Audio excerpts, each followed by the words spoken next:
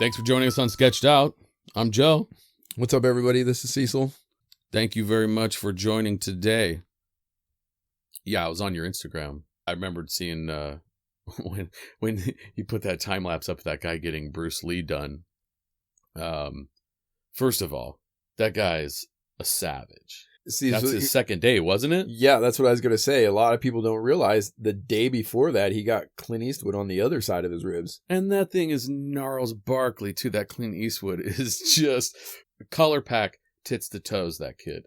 And then he came in the next day and did the Bruce Lee. Yeah. That Bruce Lee turned out phenomenal, though. And it was weird the way it transitioned right a little bit onto his stomach. I was a little worried about the hand, how it was going to turn out. But the shape of it was perfect. And the yellows, you know, that suit, that iconic suit that he wears. This was a much more simpler image than the Clint Eastwood. That's why we did it on the second day. The thing that I really wanted to nail was the edge work on the suit. I knew that if I could push the hard and soft edges, those wrinkles and folds would feel really three-dimensional. So I ditched the yellow idea. I mean, there is, of course, yellow in it because it's the yellow suit. But Sure. If you actually look at those wrinkles, there's a lot of purples, greens, and magentas. And that's how I had that color to play around with. And then between that and manipulating those edges, that's really why those wrinkles, you can, they feel like you could wrap your hand around them. Yeah, they look, the folds turned out so nice. Yeah, the hard thing for me, honestly, was nailing the likeness. Because, man, it's so small. It doesn't look small in the video, but that face is so small that if you screw up one edge or you don't, turn a plane right, it no longer looks like him. And it was just like, push it a little bit. That's not him yet. Push it a little bit. That's not him yet. And then I just hit that one spot and I was like, that's it. That's him. That's where we're done, And that's where it got a little bit more difficult because I still wanted to use the crazy colors in his face. So there's a lot more, greens and reds in his face than there is actual like skin tone. But, you really kind of stretch yourself thin. Like, how can I lay in this swath of green and still make it look like skin tone and still make it look like him when the whole head is an inch tall? Right. Right. So the Clint Eastwood, though, is a little bit different than the Bruce Lee, though. It wasn't as much detail. Well, there's more detail in the Clint, but the detail is superficial. It just has to be detail. It doesn't have to be specific detail in a lot of cases. Mm-hmm. Where with the Bruce, those details had to be in the right place and interpreted the right way or pushed the right way. Because obviously the reference is garbage, right? It's an old movie. It's not good resolution. And it's iconic. It's the worst of both worlds, right? Yeah. It's the worst reference to start with, and everybody knows what it looks like. Yeah. So being able to read the information that was in the reference and then push it as far as I could to basically make it better than the reference. And that's why maybe reading something that kind of looked like a firm edge, but then making it a really hard edge, or reading something that sort of looked like a soft edge, but then just making it a lost edge.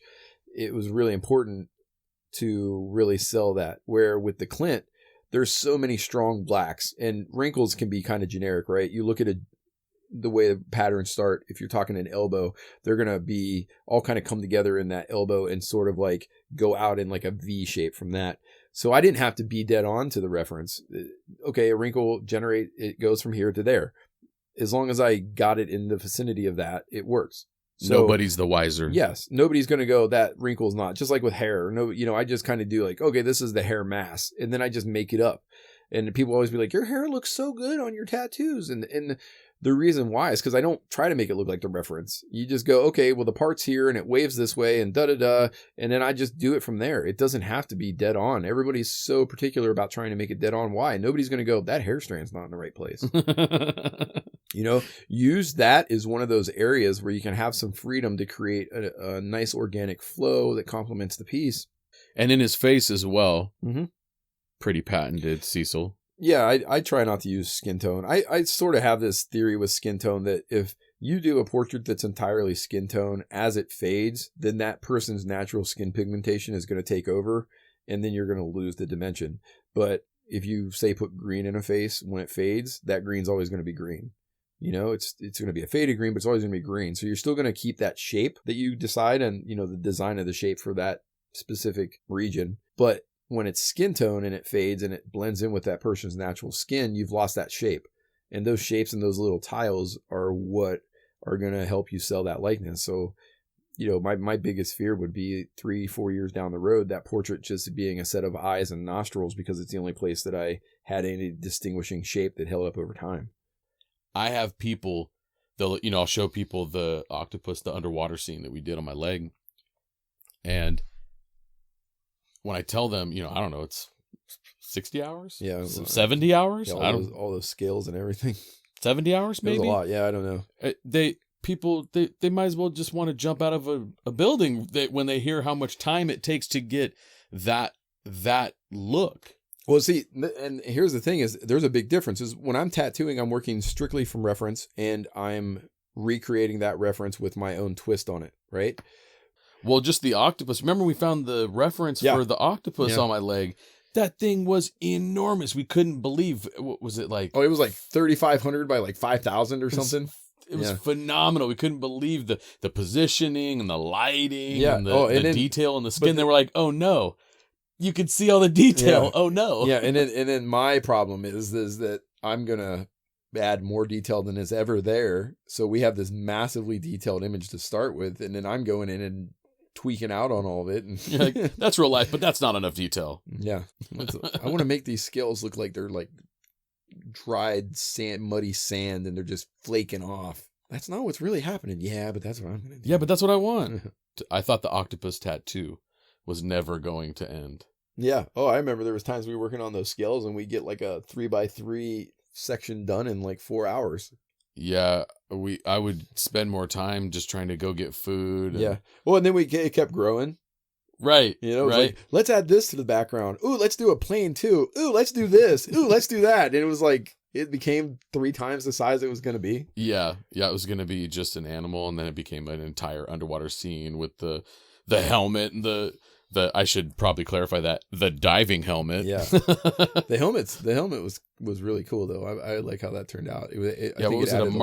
Was it Mark 3? Mark 3? Was it 3? I think it was 3. Okay. I don't know. But it was just a cool element to add to it and to be able to have like the octopus look like he's going in and behind it. And that was right. Cool. For fuck's sake, it's 81 degrees in this room.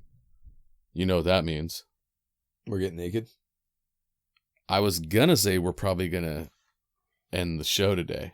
Yeah, that's what I meant. Wait, but you're really taking your pants off though, so I mean, I guess I should have made the statement before I started taking them off. Right. I think you're supposed to tell me, hey, we're gonna get naked before you start to get naked. Boy, I feel foolish. Make sure you guys do subscribe and click that like button. We love the likes. We'll see you next time, guys. I thought I was going to toss it to you, and then you're going to toss it back to me. And we're just going to see you next time, animals. I thought you were just going to say, we'll see you next time, animals. And then when you toss it to me, I'm like, think of something smart. And then it's like flatline, just. Now that's how we end things. We'll see you next time, animals.